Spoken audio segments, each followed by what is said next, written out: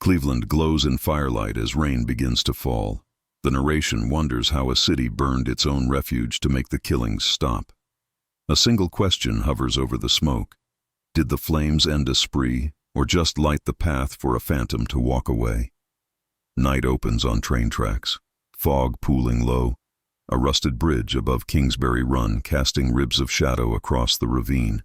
The calendar turns to September 1935, and the city wakes to whispers of a body found, not whole, not named, not understood. Street lamps flicker. The flats breathe out steam. The camera glides past shanties stitched together by tar paper, rope, and hope. A detective's notebook flips open. The pen scratches a first entry in a ledger that will fill with unanswered lines and partial names. Police canvass the rail yards. Boots crunch cinders. The narration marks the pattern. Transients, drifters, people the city barely claims. A forensic room hums, metal instruments arranged with surgical precision. Experts note clean separations, practiced hands, clinical intent. Cleveland newspapers roll hot off presses. Headlines bold, details thin. The phrase Kingsbury Run begins to sound like a threat. Cut to a wall of maps, pins prickling across the east side. A pattern emerges along the riverbed, the rail lines, the dark margins. The investigation starts with a single promise. Find one name, and the rest will follow. The camera lingers on a blank tag. Edward Andrassy, finally a name, a face clipped from a photograph, a life summarized in ink, not enough to anchor the storm. Florence Polillo, a second name. The narration admits relief, but it's brittle, because two anchors can't hold in this much wind. The rest are voices without addresses, bodies without pasts. The city calls them John and Jane Doe, then files them under silence. Technicians pour plaster into molds, building death masks to catch a likeness before time erases the last bridge to recognition. A table of anonymous faces solidifies. Cheekbones, brows, closed eyes. The kind of museum you only build when the living won't claim the dead. Eliot Ness steps into frame, crisp suit, a gaze like a searchlight. The city's public safety director carries both authority and burden. A press conference snaps and flashes, questions volley. Ness commits to the hunt, his reputation at stake as visible as the cameras. The narration trails behind him through corridors of City Hall, past maps, photographs, and the maddening certainty of unanswered patterns. Cleveland's summers bake the rails, winters ice the bones of the ravine. The murders ignore weather and calendar, relentless as a metronome. The medical examiner speaks in a flat tone, technique clean, knowledge evident, cause often decapitation. The words are clinical, mercifully dry. A chalkboard fills with dates, 1935, 1936, 1937, 1938. Each number a ladder rung, each rung slick with questions no one can climb. At the edge of the flats, a soup line, faces guarded, eyes learned in the art of not being seen. The killer hunts where names are scarce. The narration studies the geography like handwriting. Bridges, culverts, sidings, the places where sound goes unheard and light loses its nerve. A rumor passes through the precinct. A suspect with training, steady hands, a background soaked in the antiseptic light of operating rooms. Dr. Francis E. Sweeney enters the frame as a whispered possibility. Surgeon, veteran, a man whose hands once stitched men back to life. Eliot Ness leans across a table, the room closed tight. The interrogation carries a current of personal stakes and political undertow. Sweeney fails early polygraphs, needles dance. The machine registers more than words. Anxiety or guilt, the graph never says which. The camera strays to a newspaper box carrying another headline, and the narration wonders if public fear is steering the investigation. Politics breathes down the hallway. Sweeney is cousin to a congressman who opposes Ness. The case becomes a chessboard under bright lights. In quiet rooms, detectives weigh evidence that feels heavy, but not solid. Fingerprints of motive without the hand to wear them. Sweeney is voluntarily institutionalized. A door closes with institutional finality. The narration notes the quiet that follows him. Postcards start arriving. Taunting, needling, personal. The handwriting a little performance of control. The addressee, Eliot Ness. The city tries to read the tone like a confession, But postcards are theater, not testimony. They say more about ego than identity. Meanwhile, in August 1938, a torch is lit. Shantytowns at Kingsbury Run burn under orders to uproot the killer's hunting ground. Flames roar across improvised streets.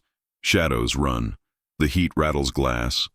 Fear dresses in certainty for a single dramatic night. The official victims stop after the fires, and the narration pauses. Did the inferno steal a stage, or simply end an act? Two explanations duel by lamplight. The blaze pushed a predator away, or the suspect's confinement snapped the line of compulsion. The timeline is a courtroom with no judge.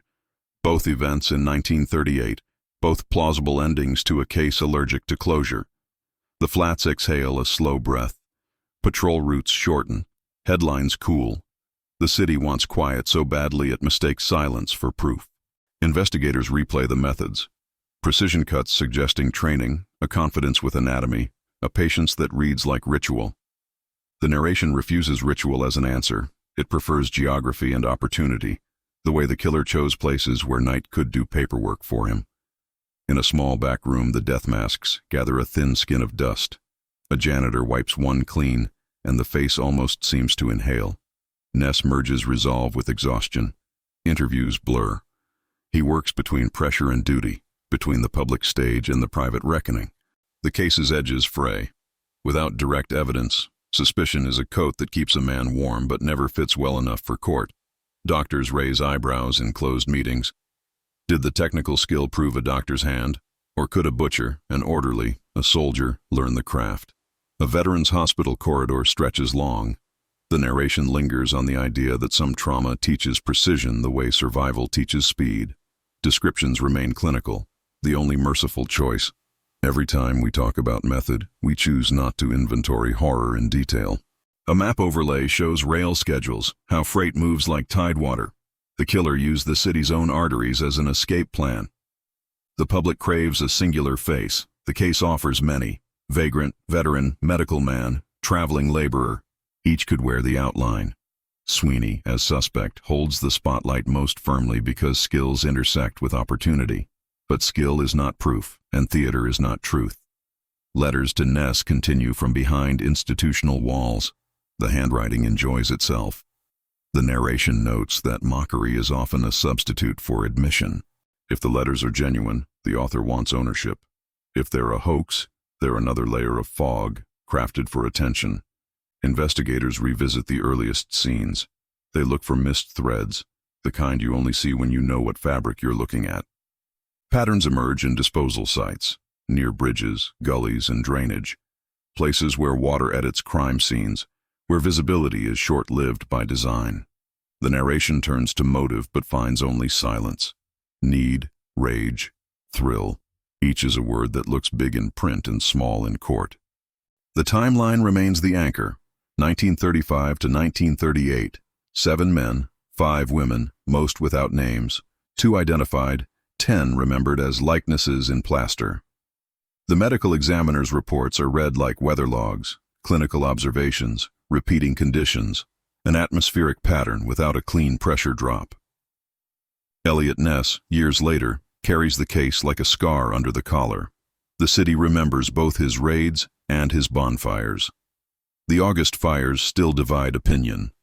Bold act or desperate theater.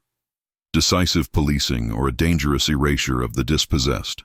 Through the crackle of archive audio, a principal whispers. Sometimes law enforcement stages a narrative because the public needs an ending, but the narration stages another. Endings are doors we paint on walls when we cannot locate the exit. A historian's hand turns pages. Marginalia notes that official murder stopped, but rumor mills never did. Folklore thrives on unanswered names. At the police museum, cases gleam. The death masks watch the living pass. We confront how memory preserves features and forgets stories. The shot lingers on the title card, the Cleveland Torso Murders. The camera sinks in on the word Cleveland as if it were a wound and a promise. A reenactment table, carefully impersonal, markers, diagrams. The narration emphasizes restraint. The methods matter because they speak to training, not spectacle. A brief return to Sweeney. Surgeon, World War I experience, orderly's practicality, a mix of competence hard to ignore in a surgical pattern. Another return to influence, a cousin in politics, opposition to Ness, a case that carried as much pressure in council chambers as in alleys. Polygraphs in the 1930s are theater with wires, the narration notes. Their drama outruns their reliability, and juries remain unconvinced. Institutionalization becomes a hinge. Once Sweeney goes inside, the spree halts. Is correlation tugging at our sleeve, or causation shaking our hand? Outside the asylum, autumn leaves pile up. Cleveland pretends it is a normal city again, and sometimes pretending is 90% of recovery. The narration walks back to Kingsbury Run. Grass has reclaimed scars. Daylight looks honest until you remember how easily night redraws the map. Ethical questions crowd the frame. Do we burn a neighborhood to starve a monster, or does the smoke become another kind of erasure? The camera rises over the river, cranes and steeples in silhouette. Cleveland is an orchestra of industry, faith, and the parts no one wants to name. Investigators are people. They carry fatigue like a second coat. They guess sometimes, they hope often, and hope is a kind of map too. We revisit Andrassy and Florence Polillo, two people with stories before the ledger, lives not defined by how they were found. A close-up on a typewriter ribbon, ink meets paper, each character pressed like a small insistence against forgetting. The narration refuses to glamorize a predator. The attention belongs to the unanswered, to the system that could not speak their names. The case archive closes with a thud. Files idle, conclusions thin. The city's constant hum returns, as it always does, indifferent and vast. Streetlights bloom on. The river reflects neon. The camera drifts over the flats where the fear once tightened like a fist. Eliot Ness stares out of a window in memory. For a moment, his reflection and the city's lights overlap, and it looks like a confession.